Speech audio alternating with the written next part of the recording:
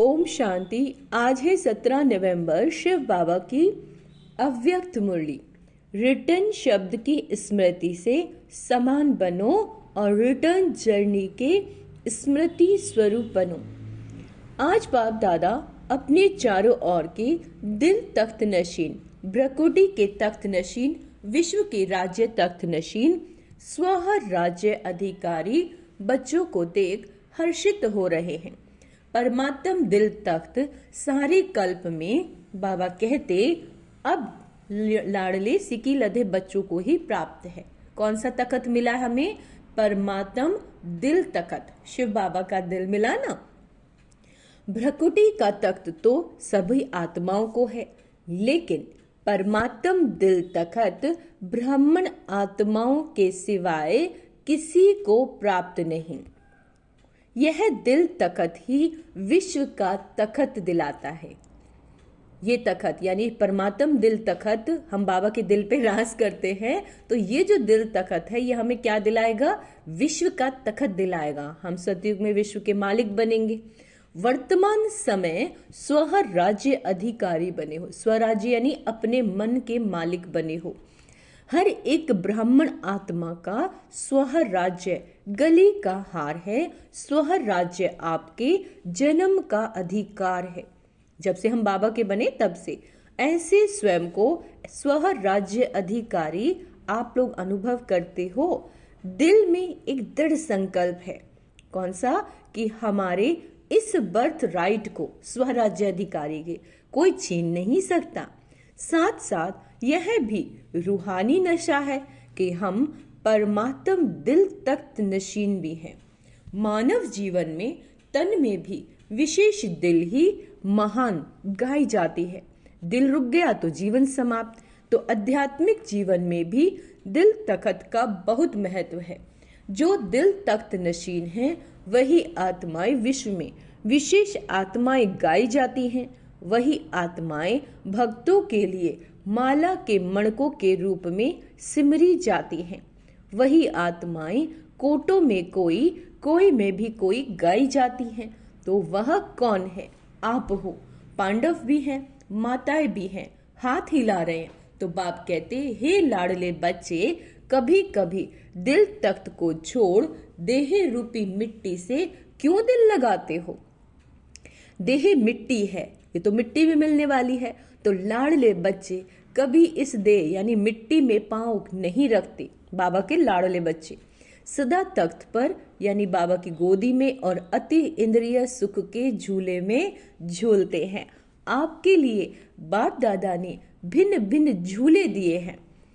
कभी सुख के झूले में झूलो, कभी खुशी के झूले में झूलो, कभी आनंद के झूले में झूलो। तो आज बाप दादा ऐसे बच्चों को देख रहे थे कि कैसे नशे से झूलों में झूल रहे हैं। झूलते रहते हो, झूलते हो, मिट्टी में तो नहीं जाते। कभी कभी दिल होती है क्या मिट्टी में पांव रखने की? बताओ। क्योंकि 63 जन्म मिट्टी में ही तो पांव रखते थे, मिट्टी से ही खेलते थे, यानी स्वयं को देह समझते थे, है ना? और इसे ही सजाने संवारने में लगे थे। तो अभी तो नहीं मिट्टी से खेलते हो? बाबा पूछ रहे हैं। कभी कभी मिट्टी में पांव जाता है कि नहीं जाता? कभी कभी चला जाता है। अच्छा, देह भान भी मिट्टी में पांव रखना है। देह अभिमान तो बहुत गहरी मिट्टी में पांव है, लेकिन देह भान अर्थात बॉडी कॉन्शियस ये भी मिट्टी है।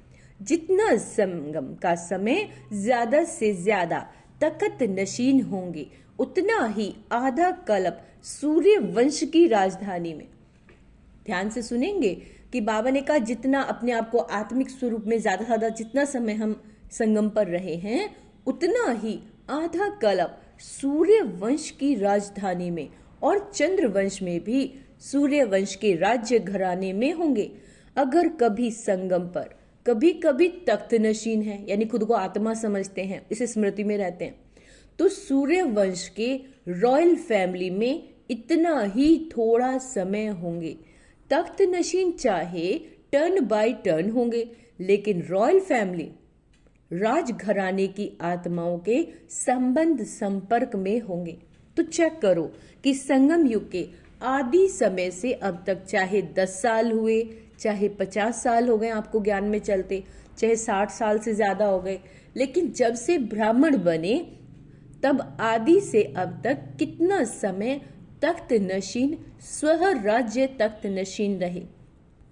बहुत काल रहा, निरंतर रहा व कभी कभी रहा। जो परमात्म तख्त नशीन होगा उसकी निशानी प्रत्यक्ष चलन। क्या निशानी है उसकी? प्रत्यक्ष चलन और चेहरे से सदा बेफिक्र बादशाह होगा। अपने मन में स्थूल बोझ तो सिर पर होता है, लेकिन बाबा कहते सूक्ष्म बोझ मन में होता है। सूक्ष्म बोझ मन में होता है, मन में कोई बोझ नहीं होगा। फिक्र है, बोझ, फिक्र, बेफिक्र है, डबल लाइट। इस पे अंडरलाइन करेंगे। अगर किसी प्रकार की चिंता है तो आप बोझ में हैं, और अगर आप निश्चिंत हैं, बेफिक्र है, तो वो है डबल लाइट। अगर किसी भी प्रकार का, बाबा क्या कह रहे हैं, किसी भी प्रकार का, चाहे सेवा का, चाहे संबंध संपर्क का, चाहे स्थूल सेवा का, रूहानी सेवा का भी बोझ नहीं। क्या होगा, कैसे होगा, है ना, सफलता होगी या नहीं होगी, सोचना, प्लान बनाना अलग चीज है, बोझ अलग चीज है। बोझ वाले की निशानी सदा चेहरे में बहुत या थोड़ा थकावट के निशान होंगे। जो बोझ अपने ऊपर रखती आत्मा, उसके चेहरे पे क्या होगी? थकावट होगी। थकावट होना अलग चीज है। थकावट के चिन्ह थोड़े भी हैं, ये भी बोझ की निशानी है। और बेफिक्र बादशाह का ये अर्थ नहीं कि अलबेले रहो, हो अलबेलापन और कहे हम तो बेफिक्र बादशाह हैं। अलबेलापन यह बहुत धोखा देने वाला है। तीव्र पुरुषार्थी के भी यही शब्द होंगे और अलबेलेपन के भी यही शब्द होंगे। सारा खेल कैसा है? शब्दों का ही तो है। तीव्र पुरुषार्थी सदा दृढ़ निश्चय होने के कारण, जो तीव्र पुरुषार्थी है, यही सोचता है हर कार्य हिम्मत और बाबा की मदद से सफल हुआ ही पड़ा है ना। हिम्मत है और बाबा हमारे साथ है, तो जो भी हम काम कर रहे हैं, कोई भी काम है, वो हुआ ही पड़ा है, काहे की चिंता। और अलबेलेपन के भी यही शब्द हैं, अरे हो जाएगा, हो जाएगा, हुआ ही पड़ा है। कोई कार्य रहा है क्या? हो जाएगा। तो शब्द है एक, लेकिन रूप अलग अलग हैं।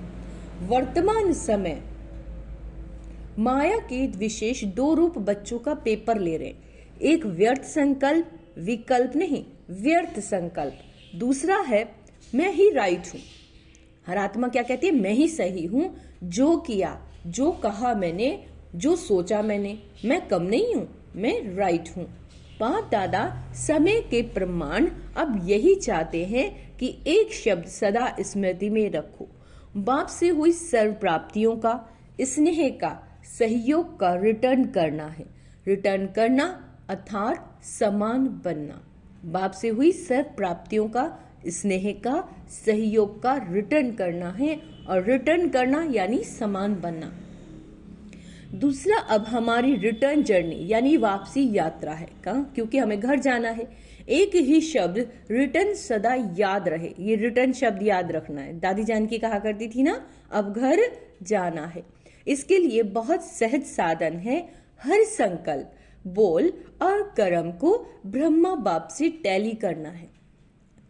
सहज साधन क्या बताया? कि अपना जो एक एक संकल्प है, जो हमारा बोल है और हमारे जो कर्म है, वो ब्रह्मा बाप के साथ हैं, जैसे हैं या नहीं, तो उसे टैली करो। बाप का संकल्प क्या रहा, बाप का बोल क्या रहा, बाप का कर्म क्या रहा, इसको ही कहा जाता है फॉलो फादर। फॉलो करना तो सहज होता है ना, नया सोचना, नया करना, उसकी आवश्यकता है ही नहीं। तो बाप ने किया जो बाबा ने, वह फॉलो फादर। सहज है ना, इजी है। टीचर्स हाथ उठाओ, फॉलो करना सहज है या मुश्किल है? सहज है। बस फॉलो फादर। पहले चेक करो, जैसे कहावत है, पहले सोचो फिर करो, पहले तोलो और फिर बोलो, है ना। व्यक्ति क्या करते हैं कलयुग में? बोलते ही जाते हैं, उन्हें यही नहीं पता कि वो क्या बोल रहे हैं। तो बाबा कहते पहले सोचो, तोलो, फिर बोलो। तो सभी टीचर्स इस वर्ष में, अभी इस वर्ष का लास्ट मंथ है, पुराना जाएगा और नया आएगा। नए आने के पहले क्या करना है, नया साल, उसकी तैयारी कर लो। यह संकल्प करो कि सिवाय बाप के कदम पर कदम रखने के और कोई कदम नहीं उठाएंगे। बस फुट स्टेप, उनके कदम पर कदम रखना तो इजी है ना। तो नए वर्ष के लिए अभी से संकल्प में प्लान बनाओ। जैसे ब्रह्मा बाप सदा निमित्त और निर्माण रहे, ऐसे निमित्त भाव और निर्माण भाव। सिर्फ निमित्त भाव नहीं, निमित्त भाव के साथ बाबा कहते निर्माण भाव दोनों जरूरी हैं, क्योंकि टीचर्स तो निमित्त है ना। तो संकल्प में भी, बोल में भी, और किसी से संबंध संपर्क में, कर्म में, हर बोल में निर्माण यानी निर्माणता होनी चाहिए। जो निर्माण है वही निमित्त भाव में है, जो निर्माण नहीं उसमें थोड़ा बहुत सूक्ष्म महान रूप में अभिमान नहीं भी हो तो रोब होगा। माना कि अभिमान नहीं है सूक्ष्म में, लेकिन रोब होगा। ये रोब, यह भी अभिमान का अंश है। तो बोल में सदा निर्मल वाणी, मधुर भाषी। जब संबंध संपर्क में आत्मिक रूप की स्मृति रहती है तो सदा निराकारी और निरअहंकारी रहते हैं। ब्रह्मा बाप के लास्ट के 3 शब्द याद रहते हैं। कौन से 3 शब्द हैं?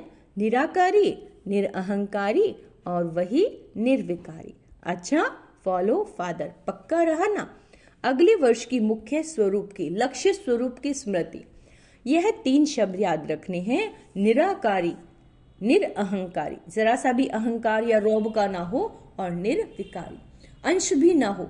मोटा मोटा रूप तो ठीक हो गया है, लेकिन अंश भी नहीं हो, क्योंकि अंश ही धोखा देता है। फॉलो फादर का अर्थ ही है इन 3 शब्दों को सदा स्मृति में रखो। ठीक है। अच्छा, डबल फॉर्नेस उठो। अच्छा ग्रुप आया है। बाप दादा को डबल फॉर्नेस की ये बात पर खुशी है। जानते हो कौन सी? देखो कितना दूर देश से आए हो। डायरेक्शन मिला, इस टर्न में भी आना है तो पहुंच गए ना। कैसे भी पुरुषार्थ कर बड़ा ही ग्रुप पहुंच गया है। दादी का डायरेक्शन ठीक माना है, इसके मुबारक हो। बाप दादा एक एक को देख रहा है, दृष्टि दे रहा है। ऐसे नहीं कि स्टेज पर ही दृष्टि मिलती है, दूर से और ही अच्छे दिखाई दे रहा है। डबल फॉर्नेस, हाँ जी का पाठ अच्छा पढ़ रहे हैं। बाप दादा को डबल फॉर्नर के ऊपर प्यार तो है ही, लेकिन नाज भी है, क्योंकि विश्व के कोने कोने में संदेश पहुंचाने के लिए डबल फॉर्नेस ही निमित्त बने हैं। विदेश में अभी कोई विशेष स्थान रहा है, गांव रहे हैं या विशेष स्थान रह गया। गांव कोने कोने के छोटे स्थान रह गए हैं या विशेष स्थान रह गया। बाबा पूछ रहे हैं कौन सा स्थान रहा है? मिडिल ईस्ट के कुछ देश रहे हुए हैं। फिर भी देखो, ये भी जो ग्रुप आया है कितने देशों का ग्रुप है। फिर भी बाप दादा जानते हैं कि विश्व के अनेक भिन्न भिन्न देशों में आप आत्माएं निमित्त बने हो। बाप दादा हमेशा कहते ही है कि विश्व कल्याणकारी का, क्या कहते हैं बाबा?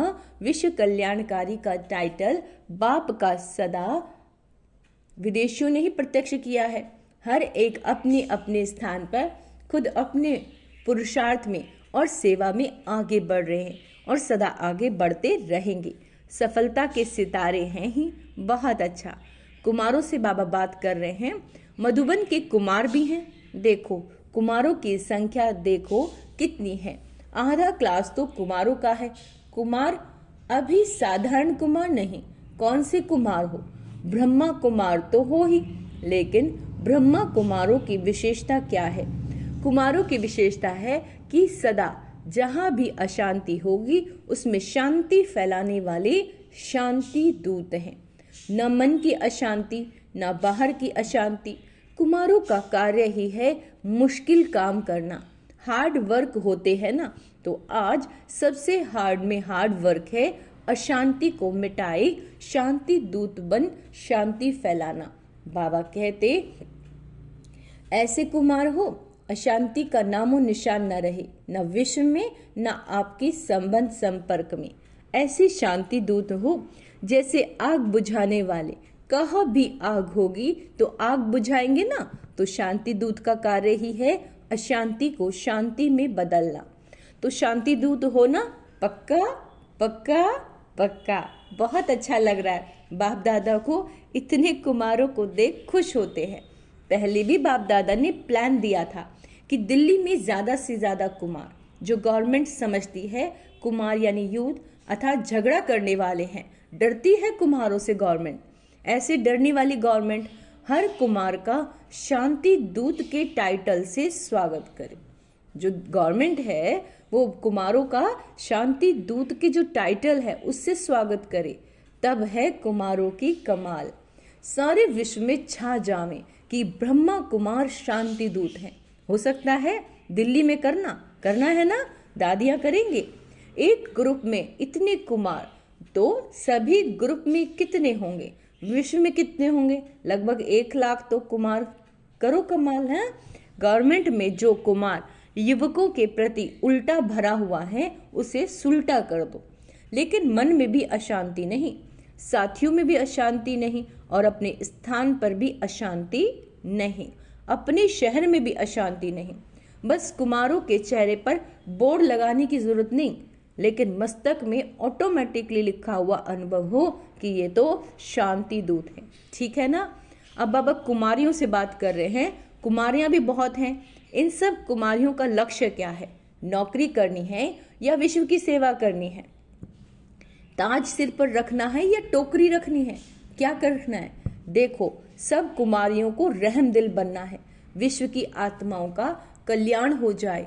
कुमारियों के लिए गायन है 21 कुल का उद्धार करने वाली। कुमारियां क्या करती हैं? 21 कुल का उद्धार करती हैं। तो आधा कल्प 21 कुल हो जाएंगे। तो ऐसी कुमारियां हो जो 21 कुल का कल्याण करेंगी, वो हाथ उठाओ। एक परिवार का नहीं, 21 परिवारों का करेंगी। देखो, आपका नाम बाबा कहते नोट होगा और फिर देखा जाएगा कि रहमदिल है या कोई हिसाब किताब रहा हुआ है। अभी समय सूचना दे रहा है कि समय से पहले तैयार हो जाओ। क्या होना है? समय से पहले तैयार हो जाओ। समय को देखते रहोगे तो समय बीत जाएगा। इसीलिए लक्ष्य रखो कि हम सभी विश्व कल्याणकारी रहमदिल बाप के बच्चे रहमदिल हैं। ठीक है ना? रहमदिल हो ना, रहमदिल और बनो, थोड़ा और तीव्र गति से बनो। कुमारियों को तो बाप का बहुत सहज तखत मिलता है। देखेंगे नए वर्ष में क्या कमाल करके दिखाती हो। अच्छा, मीडिया के 108 रत्न आए हैं। अच्छा है, मीडिया वाले कमाल करके दिखावें जो सबके बुद्धि में आए कि वर्षा, बाप से वर्षा लेना ही है, कोई वंचित ना रह जाए। है ना, शिव बाबा हमें क्या देने आए? वर्षा। तो बाबा कहते कोई वंचित न रह जाए बाबा के वर्षे से। मीडिया का काम ही है आवाज फैलाना। तो ये आवाज फैलाओ कि बाप से वर्षा ले लो, कोई वंचित ना रह जाए। अभी विदेश में भी मीडिया का प्रोग्राम चलता रहता है। अच्छा है, भिन्न भिन्न रूप से जो प्रोग्राम रखते हैं, जो अच्छे इंटरेस्टेड होते हैं, अच्छा कर रहे हैं और करते रहेंगे। सफलता तो है ही। सभी वर्ग वाले जो भी सेवा कर रहे हैं, बाप दादा के पास समाचार आता रहता है। हर वर्ग की अपनी अपनी सेवा के साधन और सेवा की रूपरेखा है। लेकिन यह देखा कि वर्ग अलग अलग होने से हर वर्ग एक दो से रेस भी करते हैं। अच्छा है, रीस नहीं करना, रेस भल करो। हर वर्ग की रिजल्ट वर्ग की सेवा के बाद बाबा कहते आईपी और वीआईपी संपर्क में काफी आए। अभी माइक नहीं लाए हैं, लेकिन संबंध संपर्क में आए हैं। अच्छा, बाप दादा वाली एक्सरसाइज याद है? अभी अभी निराकारी, अभी अभी फरिश्ता। यह है चलते फिरते बाप और दादा के प्यार का रिटर्न। तो अभी अभी ये रूहानी एक्सरसाइज करो। सेकंड में निराकारी और सेकंड में फरिश्ता। पहुंच जाएं आत्मिक स्वरूप होके में परम धाम।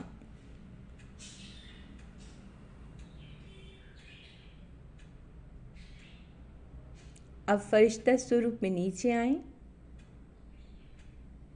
बाप दादा से दृष्टि लें।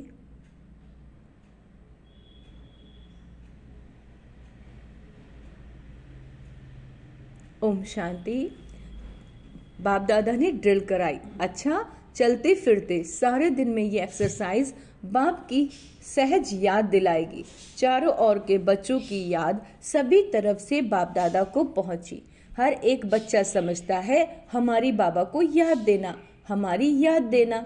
कोई पत्र द्वारा भेजते हैं, कोई कार्ड बाबा को भेजते हैं, कोई मुख द्वारा, लेकिन बाप दादा चारों ओर के बच्चों को एक एक को नयनों में समाते हुए याद का रिस्पॉन्ड पदम गुणा याद प्यार दे रहे हैं। शिव बाबा अपने बच्चों को याद प्यार पदम गुणा दे रहे हैं।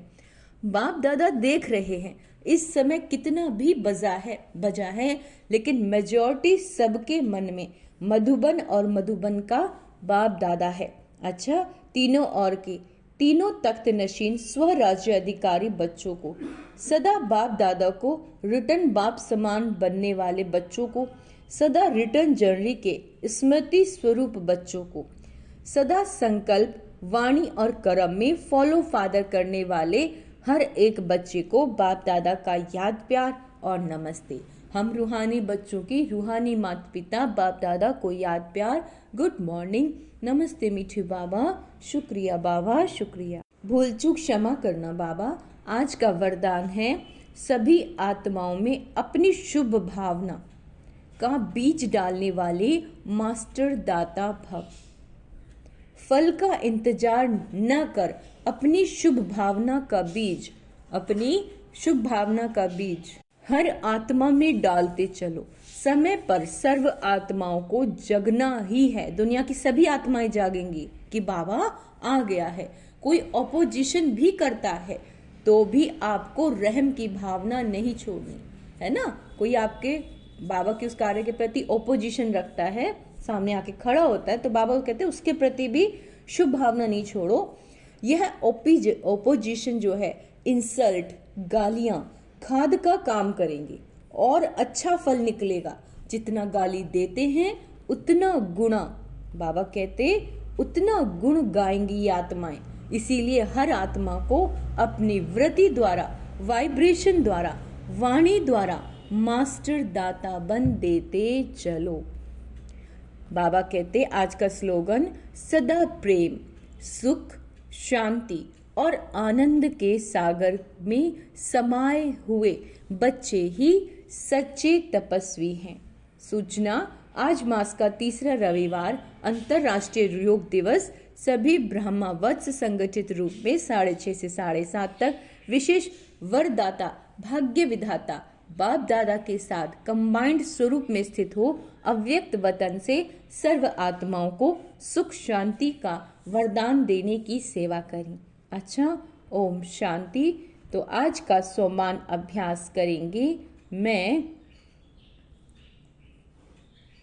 मास्टर दाता हूँ। ओम शांति।